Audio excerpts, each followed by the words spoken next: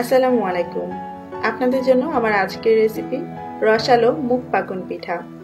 এই পিঠাটা দুভাবে বানানো যায়, একটা ঘন শিরায় শুকনা করে, অন্যটা লাইট শিরায় একটু নরম করে। আজকে আমি আপনাদের জন্য লাইট শিরায় নরম রসালো মুগ ডালের পাকুন পিঠাটা বানিয়ে দেখাবো। আর প্রথমে আমাদেরকে মুগ ডালের একটা খামির তৈরি করতে হবে, তাই আমি আধা কাপ মুগ ডাল নিয়ে নিচ্ছি আর এটাকে অল্প আঁচে হালকা করে একটু টেলে নিব। চুলার আঁচটা একদম অল্প রেখে অনবরত নেড়ে চেড়ে খুব সুন্দর একটা সুগন্ধ আসা পর্যন্ত এটাকে ভেজে নিতে হবে। তবে খেয়াল রাখতে হবে যেন এটা পুড়ে না যায়। আর যখন ভাজা হয়ে যাবে তখন এই প্যানের উপরে এটাকে না রেখে একটা আলাদা বাটিতে ঢেলে নিতে হবে, না হলে এই প্যানের গরমে কিন্তু ডালটা বেশি পুড়ে যাবে। এবার যখন এই ডালটা একটু ঠান্ডা হয়ে যাবে তখন এর মধ্যে পর্যাপ্ত পরিমাণ পানি দিয়ে এটাকে মিনিমাম 2 ঘন্টা ভিজিয়ে রাখতে হবে, এতে করে ডালটা পরে তাড়াতাড়ি সেদ্ধ হবে। আপনি চাইলে আরো বেশি সময় রাখতে পারেন। এবং যখন এটা ভিজে ফুলে উঠবে তখন এটাকে কয়েকবার করে একটু কষলে ধুয়ে নিতে হবে, যতক্ষণ না এই ডালের পানিটা একদম পরিষ্কার হয়ে বের হচ্ছে। আমি ডালটাকে 2.5 ঘন্টার মতো ভিজিয়ে রেখে তারপর ভালো করে কচলে ধুয়ে নিয়েছি। এখন একটা হাঁড়িতে আমি ডালটা দিয়ে দিচ্ছি। এখানে আধা কাপ ডাল আছে, আর এই আধা কাপ ডালের মধ্যে আমি দিয়ে দিচ্ছি 2 কাপ পানি, আর সাথে দিয়ে দিচ্ছি 1 কাপ দুধ। আপনি চাইলে পুরোটাই দুধ অথবা পুরোটা পানি দিয়েও করতে পারেন। এবার এর মধ্যে দিয়ে দিচ্ছি অল্প একটু লবণ। আপনি চাইলে নারকেল ব্যবহার করতে পারেন, আমি দিচ্ছি না। একটু নেড়েচেড়ে মিশিয়ে দিচ্ছি, তারপর চুলার আঁচটা একদম কমে করে দিয়ে এটাকে ঢেকে দিব। আর ততক্ষণ পর্যন্ত আমি এটাকে রান্না করব যতক্ষণ না এটা একদম সেদ্ধ হয়ে গলা গলা হয়ে যাচ্ছে।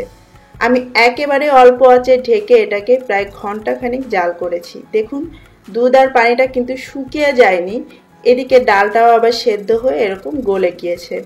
একটু আমি আপনাদেরকে দেখিয়ে দিচ্ছি, দেখুন চাপ দিলে এটা একদম মিশে যাচ্ছে। তবে দেখতেই পাচ্ছেন একটু এখানে ছাবা ছাবা হয়ে আছে, তো এটা রাখা যাবে না। আপনি যেটা করতে পারেন, এইভাবে একটা ছাঁকনি দিয়ে ডালগুলোকে তুলে আলাদা করে মিক্সিতে বা পাটায় বেটে নিতে পারেন।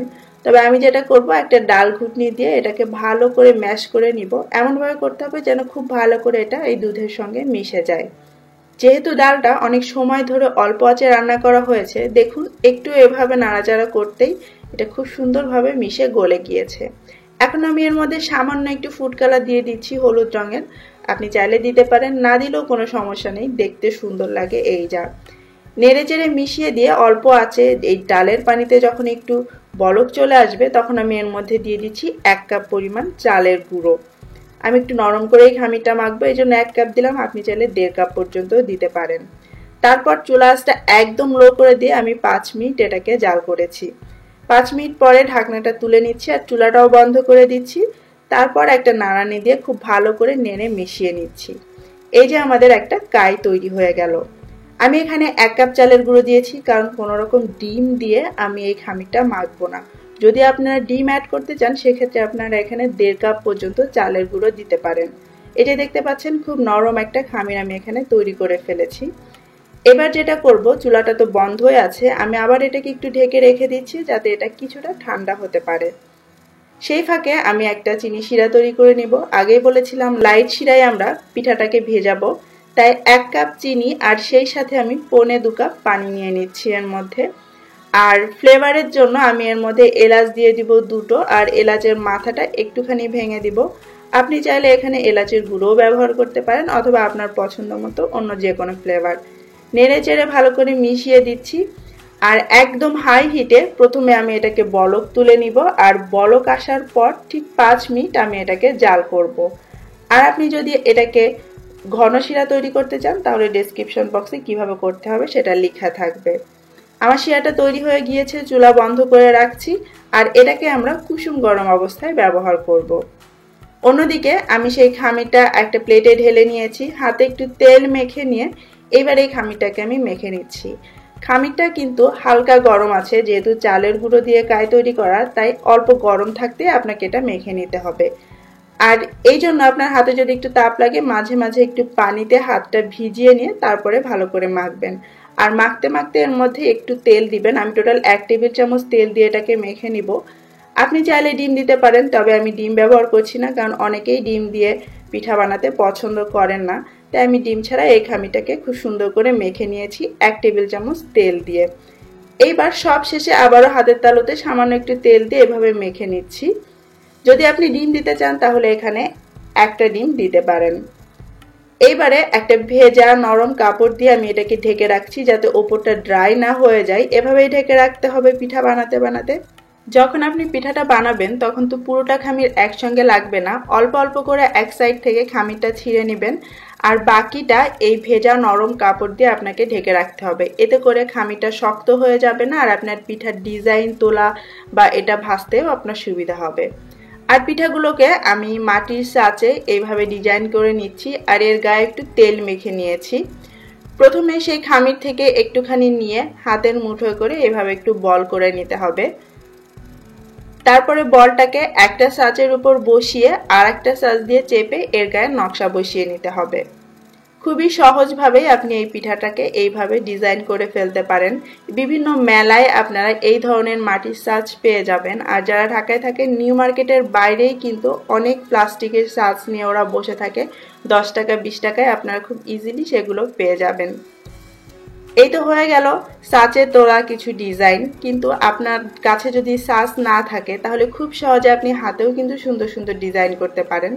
যে কোনো একটা শেপ এভাবে তৈরি করে ওপরে একটু তেল মেখে নিয়ে তারপর টুথপিক দিয়ে আপনি এর গায়ে পছন্দ মতো যে কোনো নকশা তুলতে পারেন। আমি এখানে 2-3টা নকশা আপনাদেরকে একটু দেখিয়ে দিচ্ছি। এটা আমি একটু ঝিনুকের মতো করে করতে চেষ্টা করছি। খুবই সহজ, আসলে আপনি আপনার ইচ্ছা অনুযায়ী যে কোনো নকশাই এই পিঠার গায়ে তুলতে পারেন। এই যে একটা হয়ে গিয়েছে, আরেকটা আমি গোল শেপ করে ফুল করব। আবারও এর উপরে আমি একটু তেল মেখে নিচ্ছি। তেলটা মেখে নিলে আপনার কাঠিটা ভেতরে ঢোকাতে বেশি সুবিধা হবে আর ডিজাইনটাও সুন্দর উঠবে। চাইলে আপনি কাঠির গায়েও একটু তেল মেখে নিতে পারেন যদি দেখেন যে এটা উঠছে না বা লেগে লেগে যাচ্ছে।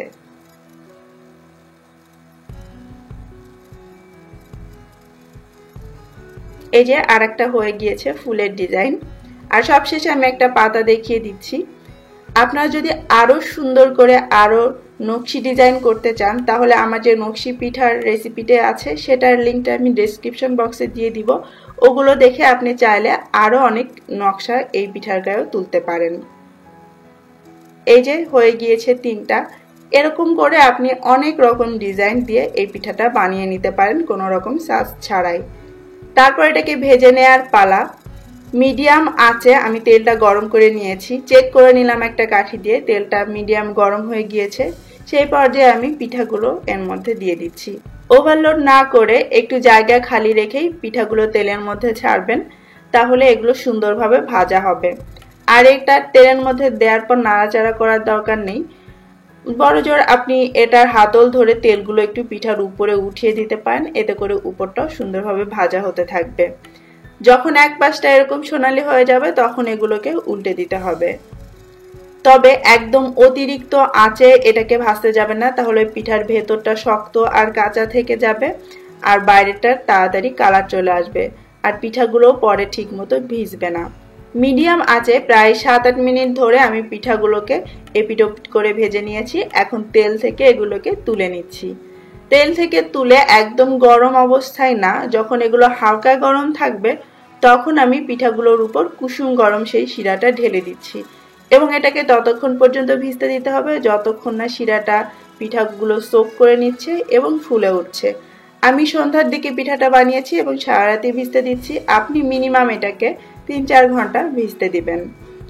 আর আমার পিঠাগুলো তৈরি হয়ে গিয়েছে। আপনি চাইলে শিরা সহ এটাকে সার্ভ করতে পারেন অথবা শিরা থেকে তুলে শুকনো সার্ভ করতে পারেন। আর সাজানোর জন্য আমি উপর দিয়ে একটু পেস্তা কুচি দিয়ে দিচ্ছি। ব্যাস তৈরি হয়ে গেল ভীষণ মজার টেস্টি এই মুগ পাকন পিঠা। একটা পিঠা আমি কেটে দেখাচ্ছি, দেখতে পাচ্ছেন কতটা নরম হয়েছে পিঠাটা। এই যে ভেতরটা দেখুন, খুবই মজার এই পিঠাটা। বানিয়ে একবার দেখবেন, আপনাদের সবার অনেক ভালো লাগবে। আজকের মতো বিদায় নিচ্ছি, সবাই অনেক ভালো থাকবেন। আল্লাহ হাফেজ।